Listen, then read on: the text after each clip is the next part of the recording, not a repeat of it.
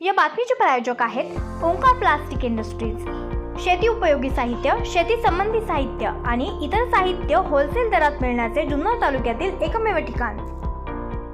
पुष्पा मैं झुकेगा नहीं साला हा पुष्पा चित्रपटाचा डायलॉग आपल्या सगळ्यांनाच माहिती असेल। या चित्रपटात आपण पुष्पा कशा प्रकारे चंदनाच्या लाकडाची तस्करी करून सामान्य माणसातून एक मोठा चंदन लाकडाचा तस्कर होतो हे पाहिलंय। या चित्रपटानं संपूर्ण भारताला वेड लावलं, पण या चित्रपटातून चंदन लाकडाची तस्करी करण्याची कल्पना ही गोंदियामध्ये देखील वापरली जात असल्याचं पाहायला मिळालंय।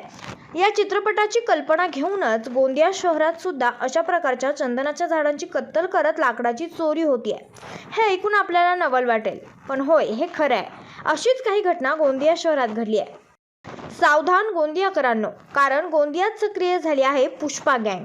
आणि ही पुष्पा गँग काय काम करते हे आपणा सर्वांनाच माहिती आहे। जर आपल्या घरी कोणत्याही प्रकारचं चंदनाचं झाड असेल तर सावध व्हा, नाहीतर तुमच्यावरही असं म्हणण्याची वेळ येईल की माझं झाड चोरीला गेलंय आणि त्याची पोलिसात चक्क तक्रारही होतीये। ही बातमी ऐकून कदाचित आपल्याला नवल वाटेल, पण अशीच काही घटना गोंदिया शहरात पोलीस स्टेशन अंतर्गत गणेशनगर परिसरात घडली आहे। तर दुसरी घटना गोंदिया शहरातील रामनगर पोलीस स्टेशन अंतर्गत पुनाटोली परिसरात 2 घरी घडली आहे।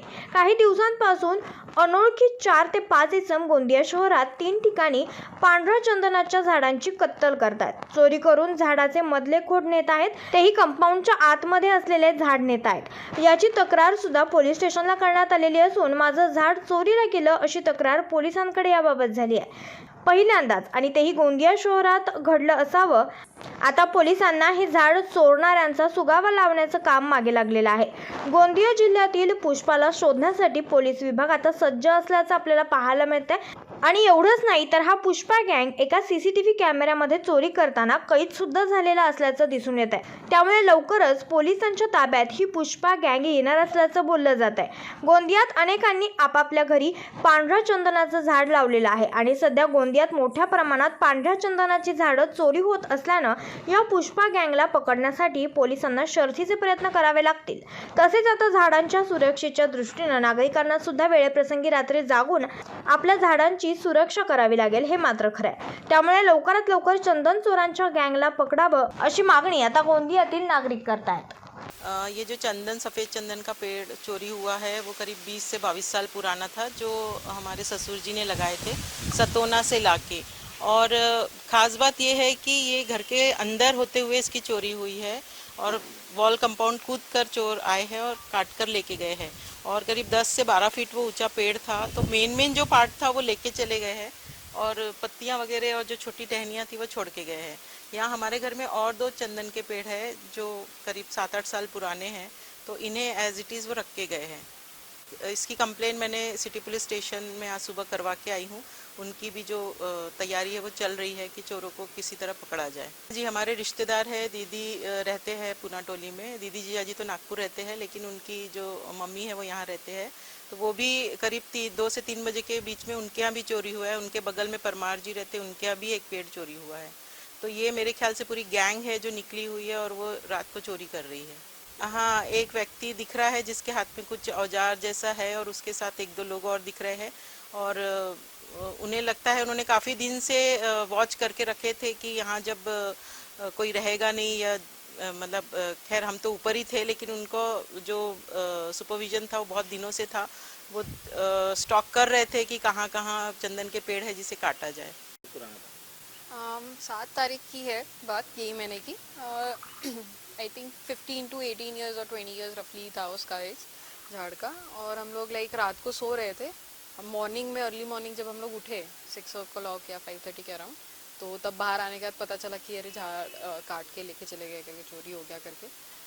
और रात के आई थिंक 2 से 3 के बीच की बात है, तभी हुआ। अब एग्जैक्ट तो नहीं पता कितने आए थे, बट अज्यूमिंग कि बड़ा झाड़ था तो 2-3 लोग तो थे आराम से।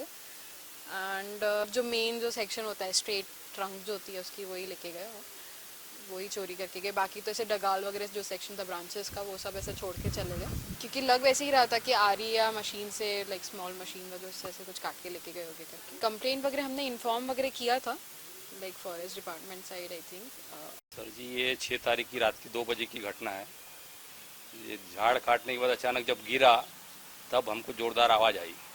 तब हम बेडरूम में सो रहे थे, फिर उठे, हम देखे खिड़की में से, हमने रूम लाइट चालू नहीं की थी, 2 जन बाहर दीवार पे बैठे थे।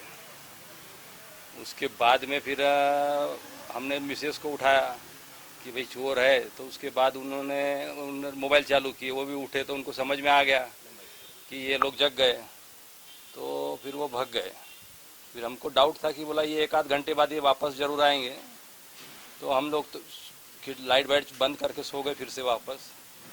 फिर 1 घंटे में हम लोग रूम में जग ही रहे थे और घूम रहे थे हम लोग रूम में और बेडरूम में। तो वो 1 घंटे बाद फिर एक जन दिखा ग्राउंड में, फिर दूसरा आया, फिर दूसरे ने झाड़ काटना शुरू किया।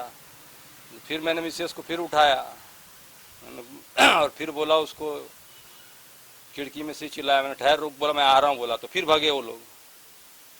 फिर भागे तो फिर मैं बाहर, फिर 10-5 मिनट बाद में भी डंडा लेके बाहर निकला था, वो छुपे हुए थे। हमारे हिसाब से तो 2 थे, पंजाब बाद में दिखे हमको 4 से 5 जन दिखे। न्यूज रिपोर्टर चेतन समरीत, आज 24 तास गोंदिया। नवनवीन आणि ताज्या घडामोडींसाठी आज